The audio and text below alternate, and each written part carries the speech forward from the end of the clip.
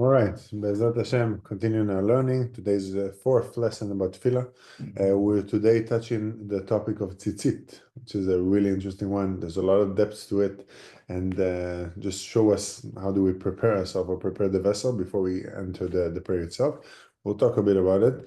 The learning is dedicated for the IDF soldiers, for all the hostages, for Idan ben Chaim, Amir ben Yoram, Eyal ben David, Yaakov ben Yosef, and Dina bat Yaakov. May their neshama have an aliyah. Also, we should also mention that yesterday was the Baba Sali's Hilula, or his yahrzeit. Amazing rabbi that had a lot of open miracles that we've seen. He died in the 80s and was one of the biggest tzaddikim. There was a Hilula with him yesterday. I believe it was maybe a few hundreds or close to 100,000 people in his back in Netivot, in Israel. So Bezat Hashem, so we should get all the spiritual protection we can get, especially now, and continue to see miracles. Bezat Hashem, we're talking today about Tzitzit. Tzitzit is something that we're going into it, and it's a mitzvah that one of the mitzvot that we go ahead and it's continuous. We carry the reward for basically 24 hours a day, or as long as we wear it. And the one thing that I want to give before we touch into it is what's the idea of working or trying to when we come in talking about the avodah that we have to do when you come in to serve God. So the Chazal comes in and tells us, which one is the prayer in the heart? Which one is the work in the heart? This is the prayer. So when we come in and we speak about the prayer, when we learn, when we come in and we say blessings, when we say mitzvot, when we connect, this is where we put our efforts. This is where we put our work. And we basically are using, like the Chafetz Chaim comes in and speaks to us, we're using our mouth. Our mouth is the strongest tool and the strongest vessel that we have. And this is basically the Jewish main tool, so to speak. It's like, so to speak, like the iron dome of the Jewish person. And when we go in and we use the iron dome, so to speak, or the mouth, we're able to come. There's two things that come and bring us really, really close to Hashem in Him being able to create in this world. One of them is what? If you can think about it, the closest to creation. This is the mitzvah of pruvu. When we come in and we basically are reproducing, we're creating a new life. So that's one aspect. The second aspect is when we're talking about speech. Speech, I'm taking air, I'm taking waves of air or waves of spirituality from our neshama, so to speak, and we're converting it and we're manipulating it in a way to come into words, to come into creation, to come into inventions, and on and on and on. And then once a person goes ahead and positions himself using that most precious resource, then we're able to go ahead and we can go up the ladder, like we just explained in the previous times, in the prayer. So we go from step by step and we slowly progress. And when we come in, the acknowledgement we need to have when we pray, when we come into the reality of Tefillah, is what do we do first? Is we recognize that we're basically now are standing in front of the king. And similar to a slave, the slave is going to go ahead and do what? He's going to praise the king. He's going to say, thank you for giving me whatever blessings I have in my life. Thank you for giving me food and sustenance and a house to sleep in and all the different things that the king can give and reward him. And then usually, what is that slave going to do? He's going to try to find different ways that he will express his gratitude in the way that will be accepted. So if I just come into the king and I say, oh, thank you. Okay, nice. But if I come into the king and I tell him, thank you so much, I really appreciate it. This has been a life changer for me. I'm so grateful for it every single day. Then the king will try to find different ways to give you more of the rewards. He said, I like this guy. I would like to bless him. Then we're trying to understand here what is the difference, and we had this in duties of the heart in the past. What is the difference between someone who's a worker, someone who's a slave, and someone who's an Eved Hashem? So the person who goes and works, a worker, regular worker, usually would work 8 to 10 hours, would then go ahead and get back to his house or get back home or with friends, with family, and will live his life. Then comes in the slave. The slave would go ahead and work maybe 16 hours or 18 hours or so, and then once he finishes, then he would go and have these 6, 8 hours, whatever it is, also with family. When it comes to Eved Hashem, Hashem comes in and asks us to go ahead and live according to his rules, according to his obligations for 24/7. We have to constantly, on a daily basis, every single moment of the day, to be able to go ahead and fulfill the mitzvot. How do we do it? Mitzvot, tefillah, the way we wake up in the morning, we say Madani, we wash our hands, we go to tefillah, we eat, we then bench on the food, we then go ahead and work and starting to think about am I dealing in the right way? Am I fair in business? Am I going ahead and making sure that I don't cheat, that I don't steal, that I don't do something to damage someone else?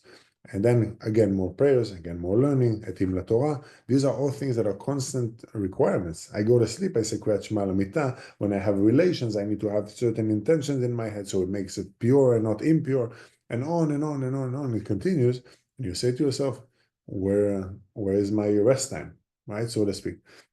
There's a song that we sing, and we sang it in Simchat Torah, but we sing it sometimes in Shabbat also. It's called Ana, Ana, Ana, Avdei Kudesha Berichu, Ana. So I am a slave of Hashem. And we say it with so much happiness, with so much joy that we understand, like, this is a privilege to be in this position. This is a place for us to go ahead and actually reap the merit of being an Eved Hashem. Now, when I'm Eved Hashem, that means not just that I get some sort of extra rewards, I also get extra responsibility. And we spoke about, we're going to talk about the way that we're supposed to position ourselves, right? How do we behave? How do we dress? How do we speak? And on and on. And then it brings us to being clean and being worthy or appropriate to go ahead and start davening. So then we come in and we're looking at the tzitzit, right? And the tzitzit, there's a lot of different beautiful secrets. So usually we think about it, we just put a piece of clothing on ourselves, and we start a day, we forget about it. It's not even in our consciousness, right? Some people wear it out, some people wear it in. Okay, fine, I have a tzitzit on. What it comes in to remind us, first of all, and this is, Rashi speaks to us about it, and we'll see it in the actual Siddur also, we're slaves of Hashem. We're Eved Hashem. And then, basically, we spoke about the idea of ongoing mitzvah. But aside from ongoing mitzvah, we also need to understand what are the secrets there, what is the way that we tie the tzitzit, why do we tie it a certain way? And we basically, first and foremost, we're trying to come in, clean ourselves in front of God. So I wear tzitzit, usually the color is white, unless you're in the army, and then you wear it maybe green. But for the most part, the shirt itself will be white and clean to come in and be in like an undershirt. I can go ahead and put it as I think in Latin, it's called tabula rasa, right? It's tabula rasa, it's a blank piece of paper, right? A blank piece of paper that I can go ahead and then draw on it, and I can maybe put my button down, or I can put my different t-shirt or a polo, whatever it is that I'm putting. But this one is blank and it's plain, and I can go ahead and build on top of it. Then the tzitzit comes out, and the actual ptiliot, they come out of the beged and they extend. We'll talk about it in a second. But basically, what am I accepting? I'm accepting when I put it on, when I wake up in the morning, I have the intention in my head. I'm behaving like a son of the king. I'm behaving like an eved of the king, like a slave of the king. And then we give this example many times, and Rabbi Horowitz also gave it on one of the drashot on Shabbat, that when you're a king, and when you're a son of a king, you will not go ahead to the beach and wear a tank top. You would not dress up in a way that's not modest. You would not position yourself in different places that a king is not supposed to be in. And once you acknowledge it, but really embrace it when you begin the day, because that's, you wake up in the morning. Some people sleep with tzitzit. I sleep many nights with this tzitzit. So you go ahead and you're basically starting the day with a mitzvah. It's one of the first mitzvot that we have when we open up our siddur, right? Where you do, after the washing the hands, we put on the tzitzit. Is it preferable, yes, no, to wear it at night? To wait and not. I mean, it's an ongoing mitzvah. So if you can, why not? Sometimes, maybe I didn't wash enough on time. Maybe certain situations that you don't put it at night. But for the most part, whenever I can, I do. If I wear, let's say, the wool one, like these ones, which is, by the way, Shulchan Aruch comes in and speaks that lechatchila, we should wear the wool, and then these are a bit harder to sleep with sometimes. But comes in, and then we see where was an indication to it. What is the tzitzit trying to show us? First of all, it speaks a lot about our eyes. What do we see? And if we're going to read soon what it says in the actual siddur, but it comes in and tries to put our attention to looking at the tzitzit and remembering who we are.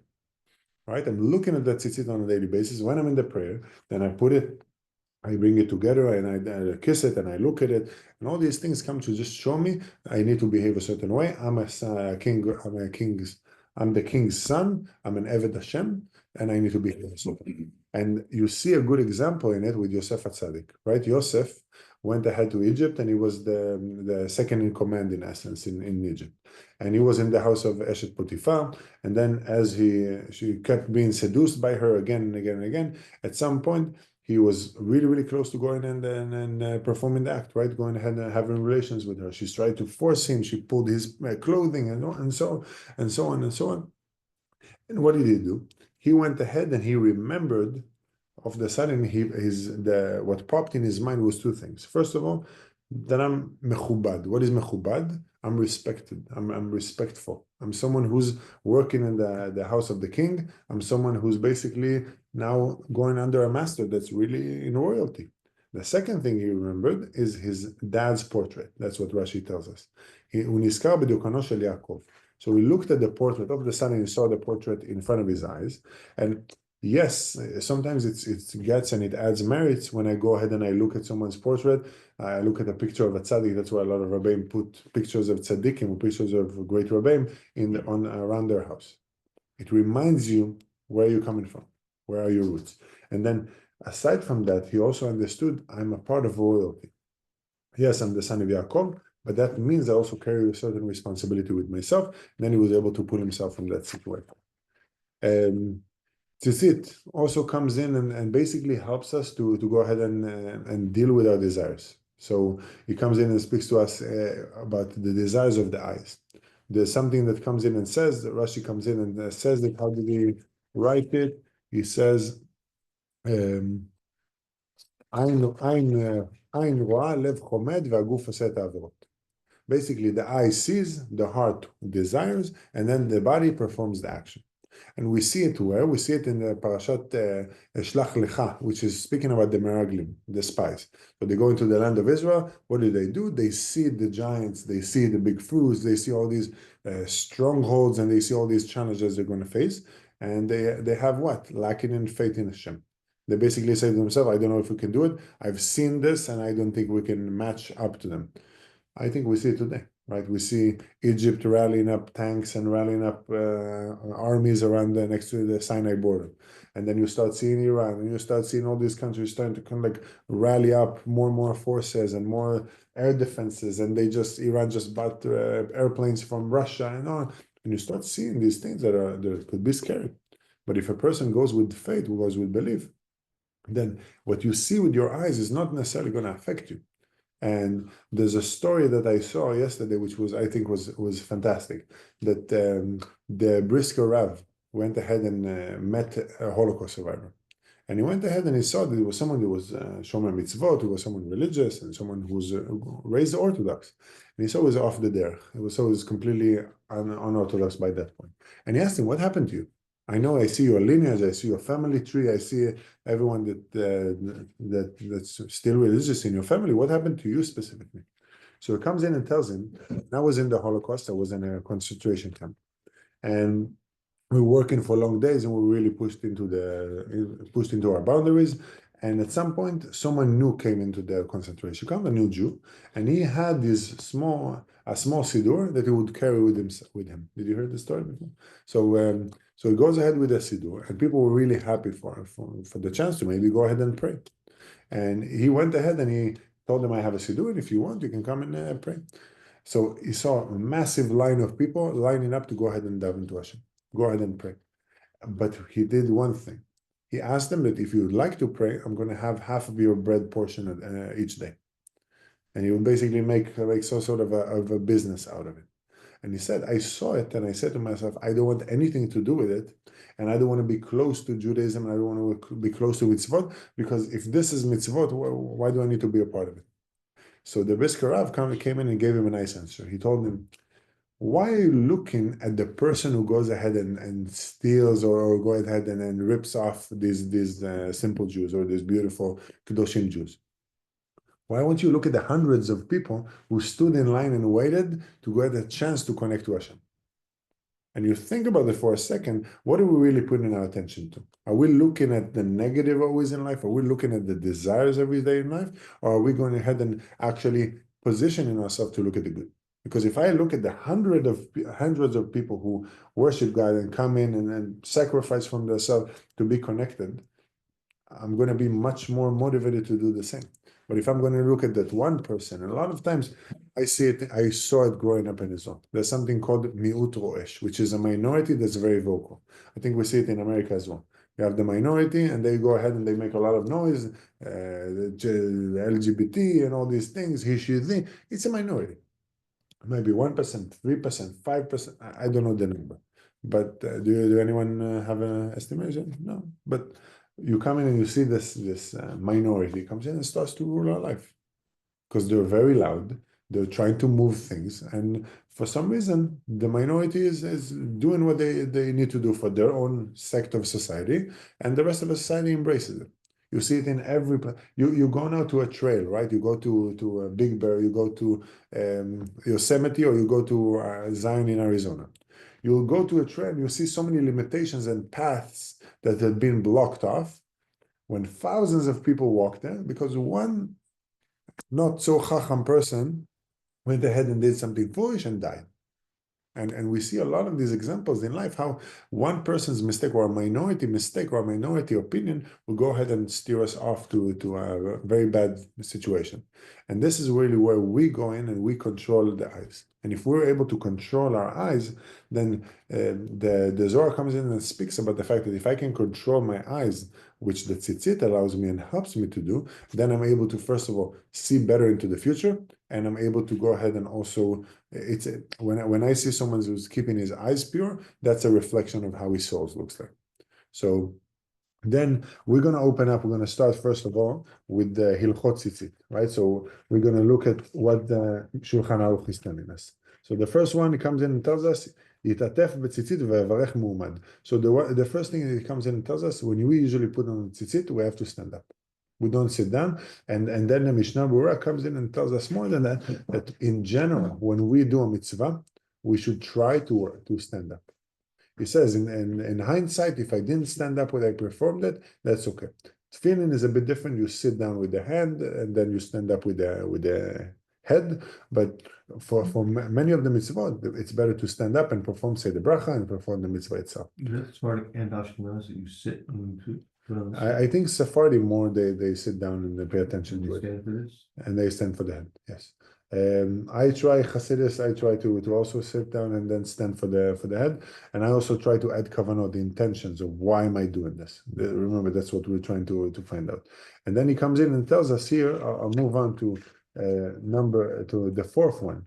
He comes in and tells us, מחזיר שתי ציציות לפניו ושתיים לאחריו, כדי שיהיה מסובב במצוות. When we put the tzitziot, we don't put all four of the strings in the front. We put two in the front and two in the back. Why do we do it? So we want to surround ourselves in mitzvah. We want to be included in basically the circle of mitzvah. And then when we look at that, we come in and there's something, the Arizal comes in and tells us, before we get to the Arizal, if you look at the actual Siddur, right, there's a portion that speaks about the mitzvah that the Torah specifies to us. It says, V'asu lahem tzitzit, and you should, he tells Moses to Moshe to tell Bnei Israel, Asu lahem tzitzit, make tzitzit al kifei bigdeim, on the wings of their clothing, ונתנו על ציצית הכנף תתכלת והיה לכם ציצית, and you would put on the tzitzit string of תכלת, and it was for you, and you saw it, ראיתם אותו וזכרתם את כל מצוות אדוני, and you saw it and you performed all the מצוות of Hashem, and you לא תטורו אחרי לבבכם ואחרי עיניכם אשר אתם זונים לכם, and you would not go ahead and forsake and move around after the mitzvot, that after the desires that your eyes and your heart are going to try to lead you towards. And then it tells us, if you can go ahead and remember with that tzitzit, to be able to connect yourself to being a son of the king, then you'll be able to go ahead and perform the mitzvot and you'll be holy to Hashem. And it's a big starting point for us to connect to. Then the Arizal comes in and tells us something that Tanya speaks about a lot. There's a concept that's called or mekif ve'or pnimi. What is that? There's the or pnimi is the inside light. right? So each person has the inside light, which is our neshama.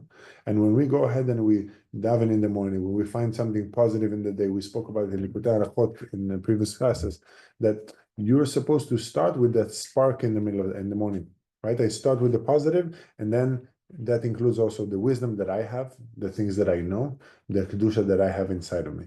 Then after that comes in the next layer, which calls it Ora Mekif. Ora Mekif is a surrounding light.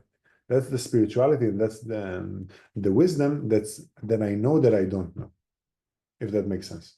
So I know that I don't know Bereshit Rabbah right now. I know that I don't know certain Gemara. I know that I don't know certain halachot. I understand that that's something I still need to learn. And then there's something called Or Mekif, the Mekif, which is the next level of light. It's almost like an onion, right? You have these different layers and the peels. And as the more I learn, and my solution is the more I learn, the more I come closer to it, then I get to absorb more of that light towards my life. Then I get more knowledge, and then I'm able to perform the mitzvot in more refinement, and I improve myself as a human being, which is at the end of the day, we spoke about many times. This is the intention, this is what we're supposed to do. So then we're going to continue on, and once we got to that, then the Arizal comes in and gives us a nice secret. And this one, we have it in the actual Siddur of the Kavanah. How do we tie up the tzitzit? How do we, does someone remember? So the Chabad, I don't know Ashkenazi if the same. I think some do Arizal, but there's a time that we do it 7, then we do 2 laps. So we do 2 circles on the tzitzit itself. Let me show you. All right. So as you see here, there's 2 full circles that you two knots, and then we have 7, 2 knots, then 8, 2 knots, 11, and then 2 knots, 13, and then I double knotted Hashem Mitzvah Tzitzit. So then I double knotted at the end. What am I trying to do here? What's the whole point here? And this is interesting. So it comes in and tells us 7 represents the 7th day, the 7 days of creation, right? Our most foundational connection to Judaism. What is the most powerful day for us to exhort spirituality, to exhort blessings from? Shabbat. Number 8 comes in and represents first of all, above everything that's above nature, right? That we're above nature when we're above fortune. And also the word echad. When we say Shema, a part of the Shema is the tzitzit, lo tatu v'chem v'chem. So the Shema comes in and basically ends with the word echad. What is echad? Is that Hashem is one. But it also comes in and includes in it 3 things, which we're going to talk about in the Shema standalone once we get there. But Aleph means that God is one. Chet means that he's above all nature and he's above everything. And Dalet is that he controls all corners of the earth, east, west, north, south. And also he controls the 4 elements, right? Earth, wind, fire, and water. So that's the number 8. Then we get to number 11. Number 11 comes in and is combining together the 2 first letters of the Yud Kei Vav Kei name. So Yud and the Hey comes in and brings us the Vav and the Hey. Sorry, the Vav and the Hey comes in and brings us. Let's see. Right. So sorry, 7 plus the 8. The first 2, they come in and give us the Yud and the Hey, the first 2 countings. Then comes in 11. 11 brings us the second, the Vav and the Hey, which gives us the other part of the Hashem's name. And then together, we're basically bringing it to Hashem's name, Echad. Hashem's name is 1. Then when we get to 13, what is the 13? Echad. Also Echad. What is also 13? Yud Gimel what? We have Yud Gimel, 13 principles of faith. We have 13 Midot Rachamim, the traits of mercy that God gives us. So when we basically are going ahead and using all of these, I put that tzitzit in front of my eyes. I include all these intentions, all these understandings when I look at it. And if we understand all these things, it just shows us even more how much we should sanctify and purify ourselves. And then when we go ahead and we now look, we're going to go now into the Likutei Halachot by Rabbi Natan. And I think there's a few secrets here that I saw when I was preparing the class that are fantastic. And let's see if we connect. Is this the only way that it's ever tied? No, there's different Sephardi kshirot. There's also, I think, another Ashkenazi one to do. Each one has different meanings, but this one is very common. I feel like Chabad is always going to show you this one. Hasidim a lot of times show this type of counting, and Any other way would have if you some meanings if too. you'd like, I can go also maybe bring for next class. There are different types of kshirot I can print out so you can see if it's interesting. So here he comes in and speaks to us. Likutei Halachot by Rabbi Natan. He gives us maybe 30 different reasons why we do each mitzvah. It's a fantastic book to get into. And he comes in and tells us, B'chinat tzitzit hu tikun halevushin. When we put on the tzitzit, it's us fixing what we wear on top of ourselves. שהם בחינת הכלים של המוחין, כי צריכים תחינה לתקן ולזכך מאוד את הכלים שהם הלבושים, שיוכלו לקבל אור הזריחה. We first need to go ahead and clean up the way we dress. Because if I dress in a respectful way, people are starting to look at me with more respect. If you think about it, if now I go to a business meeting and I dress like a shlum, I dress up with my shirt outside, I dress up with the buttons unopened, people are not going to look at me seriously. But if I come in with a tie, with a suit, or with a jacket, or with a coat, and I look respectful, then people are going to look at me in a certain way. If you look at now, you see a rabbi, you think, if you see now a rabbi comes in and dress up with a t-shirt and a hat backwards, are you going to respect that rabbi as much? Probably not. So he comes in and says, the first thing is we go ahead and we are putting the tzitzit. And he says that tzitzit, he says, כל אחד מישראל בפנימיות נפשו משתוקק ובוער מאוד מאוד להשם יתברך. Every person in the Jewish nation has a desire, has a craving to come closer to Hashem. So it's like a baby who wants to come closer to his mom. Same type of concept. מחמת שבפנימיות הוא מסתכל בכל עת אל התכלית שהוא אור האינסוף שמשם שורשו. We spoke about the inside light that we have. When we look at the tzitzit itself, we say to ourselves, I'm coming from a place of infinite light, and I'm coming from a place that I'm trying to constantly understand what's my purpose. What's my tachlis? What is the tachlis? What is the main reason that I'm here in this world? And the main reason we're in this world here is to add light to physicality. Again and again and again. Every single day we add light to physicality. And So yes. the general purpose like that we're here to add light, or my own purpose? In general, every single Jew is supposed to add light to this world. We're supposed to add spirituality. You're supposed to go ahead and increase goodness in this world. That's why when we spoke earlier about the way that I look at the world, if I can look at the world with a positive eye, then I'm looking at the potential rather than looking at, oh, this is not fun. And when you live your life this way, and then you start to go ahead and add light, like we do in Hanukkah. What do? We take existing light, we use it for a new light, and then do we subtract the original light? We don't. We don't subtract the original fire. So that's a part of our intention. That's a part of our purpose. And then he comes in and continues to us. Tzitzit mitzvah rishona b'boker. This is the first thing we should do in the morning. בחינת ביטול לתכלית. We need to cancel ourselves towards the purpose that we're supposed to serve in this world. And then by going ahead and continuing the light of the tzitzit, it tells us, אור הציצית בשורשם נמשך מבחינת הסתכלות על התכלית שמשם שורש כל התורה כנ"ל. The essence of the Torah is to go ahead and make this world a better place, to add light into this world. Remember we spoke about us being addicted to light? So we're trying to constantly draw more light into our life and into the life of others. And he says here, by going ahead and connecting and cleaning ourselves and using the light that the tzitzit gives us, then we're able to go ahead and bring more light into this world. And then it tells us, זה בחינת תכלת שבציצית. This is the תכלת or the light blue that we see in the tzitzit, basically from the same root of tachlit. So tchelet is the root of tachlit. Tchelet, which is the light blue, is the Hebrew root of purpose. And you come in and you understand that every single day.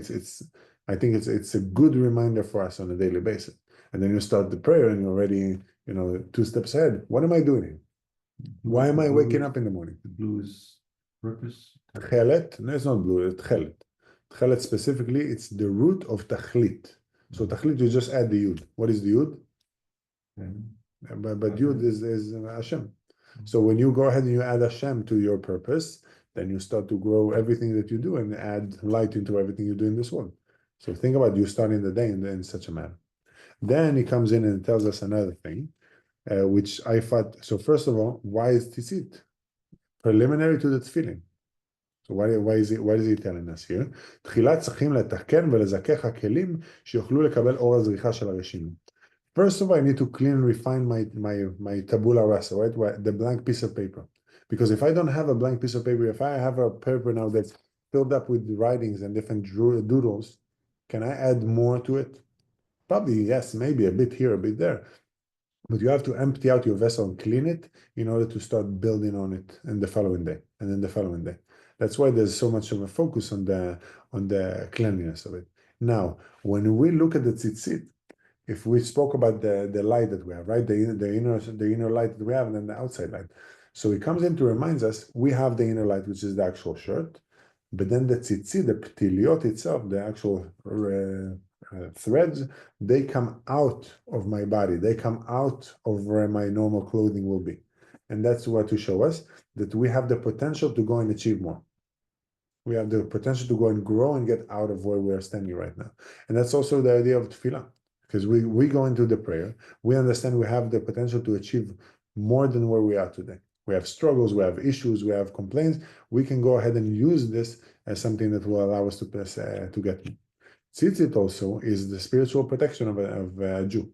So almost like a shield, right? We have a shield that we're wearing on ourselves, better than any bulletproof vest and better than anything. And I'll share with you a story in a second about how important it is.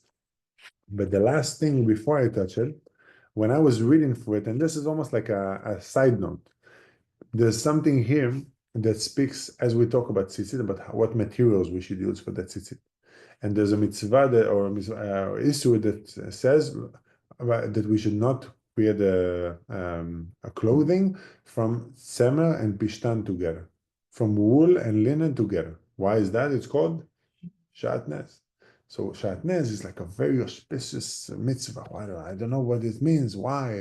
Okay, the rabbis told us. And as I look into the tzitzit, I found something really, really interesting here.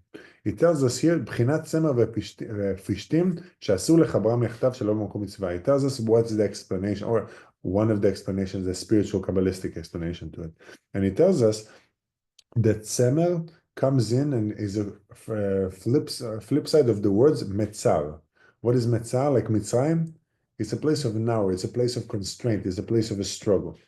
So when we wear tzemer, it's by itself, it speaks to us about a narrow place. It speaks about difficulty. And if we go ahead and we connect it to the pishtan used to be the clothing that Esav used to wear. And he goes ahead he goes and also speaks about the korban Kain, the sacrifice that Kain tried to bring. When Kain tried to bring a sacrifice to God, what happened to that sacrifice? It was not accepted.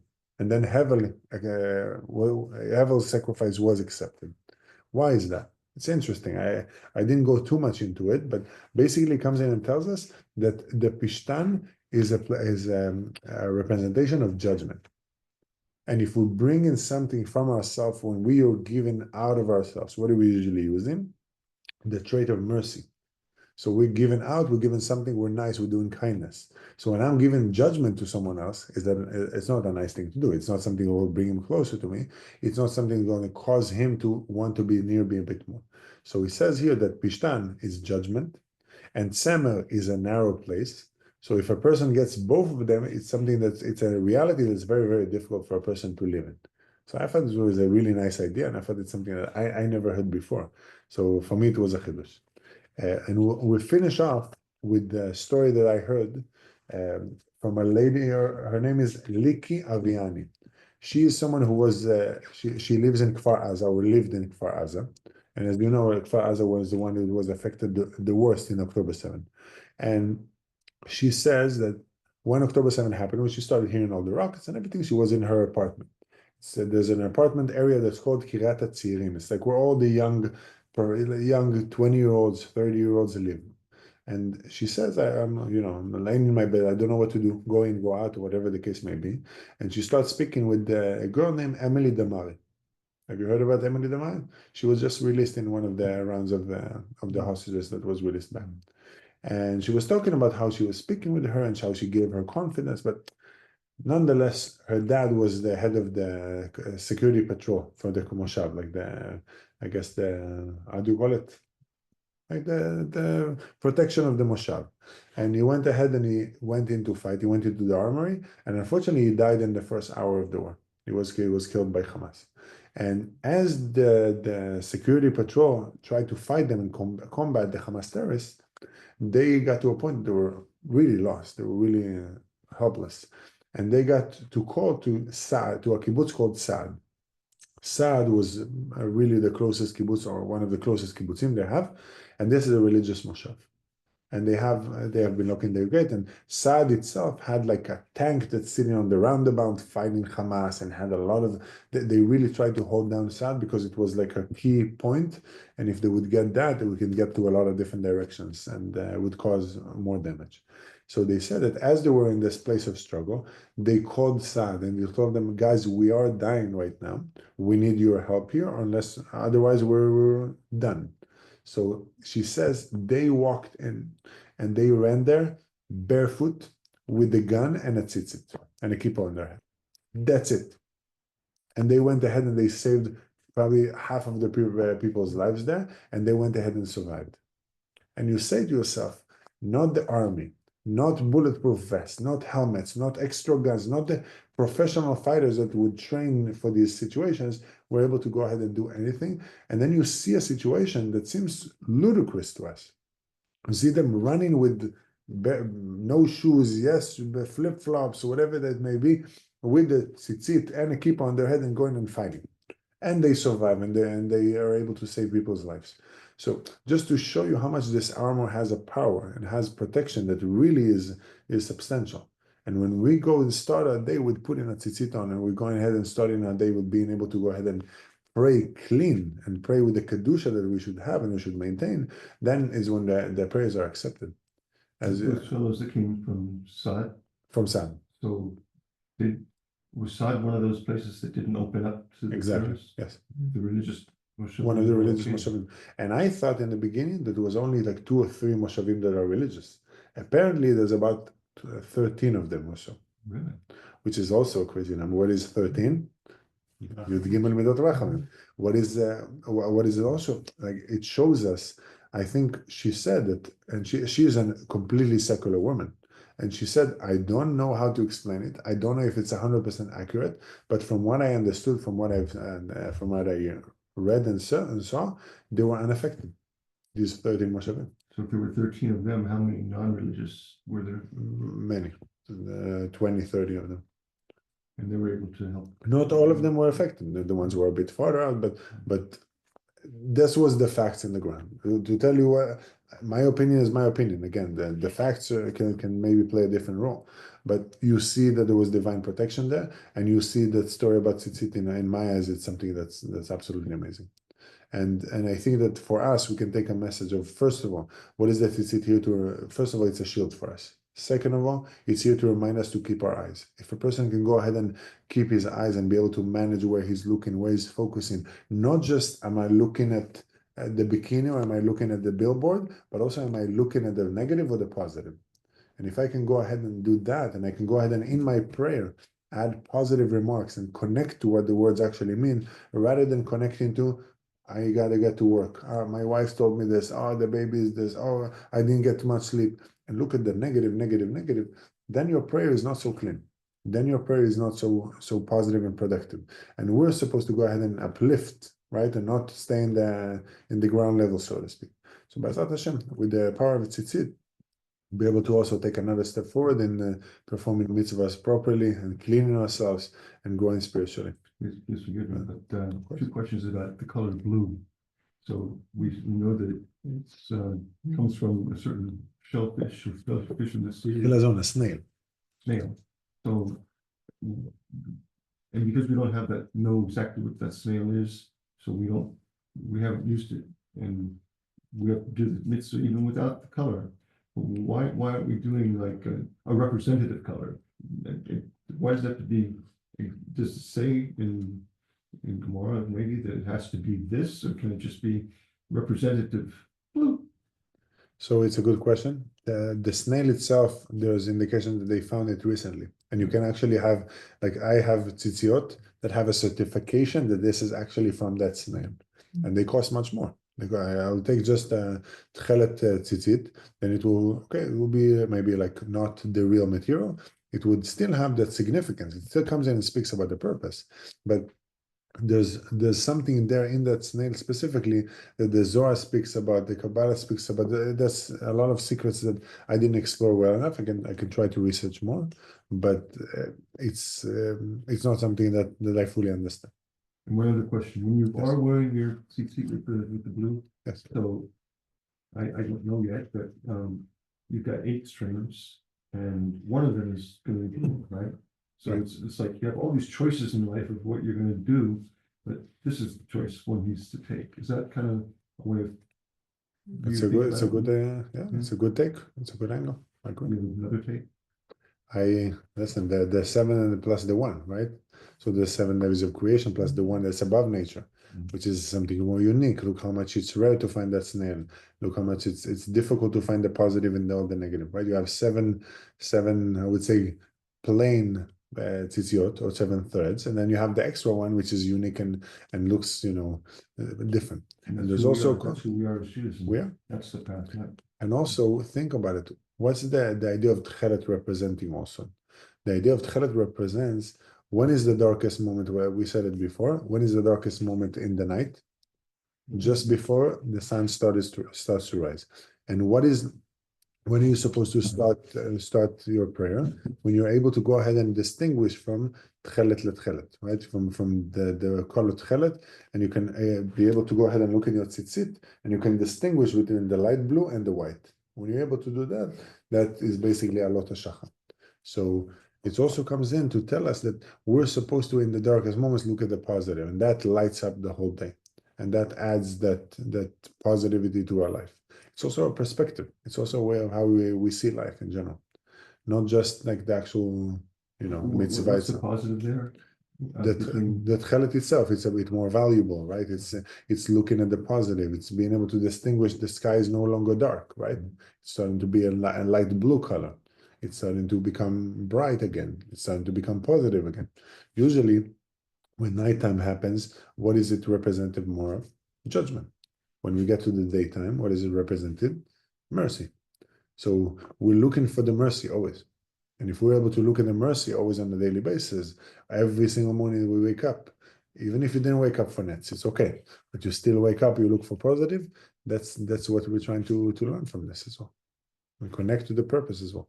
So I wake up, I find a positive, I connect to what my purpose is, and then I go and I conquer the world, in a sense. Or I try to make the world a better place. Bezat Hashem? Let's see.